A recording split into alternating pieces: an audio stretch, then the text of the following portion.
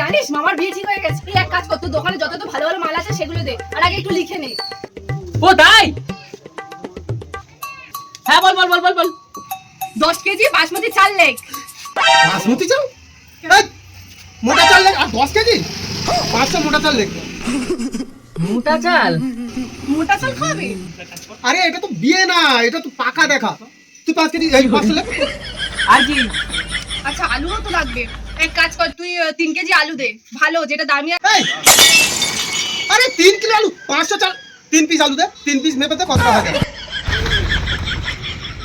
দে 3 piece দে। আর কি? আচ্ছা আর 1 KG ঘি দে, কারণ পায়েস করতে হবে, আর যদি পোলাও করে। এই শোন, 200 সরষে তেলের বোতল দে, ওতেই হয়ে যাবে। আর কি? ওর মা প্লেট নিতে বলেছিল। এই শোন, প্লেট নিতে হবে না। বুঝতে পেরেছি, ওই বাগানে কলা গাছ আছে, কলা পাতায় হয়ে যাবে, তাই তো? থাক, প্লেট দিতে হবে না। ঠিক বলেছি, বাঙালির ঐতিহ্য হলো কলা পাতা, জানিস না? কলা পাতায় খাওয়ার মজাই আলাদা।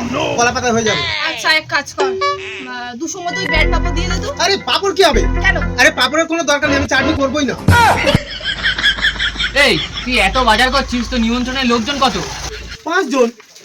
এই আমরা নেই? আরে তোরা বাড়ির লোক, তোরা বিয়েতে খাবি এখন। সব কি করতে এলাম? আরে শোন, এটা বেশি হবে রে। কার মুখ দেখে যা দোকান খুললাম ধর। বাইগান।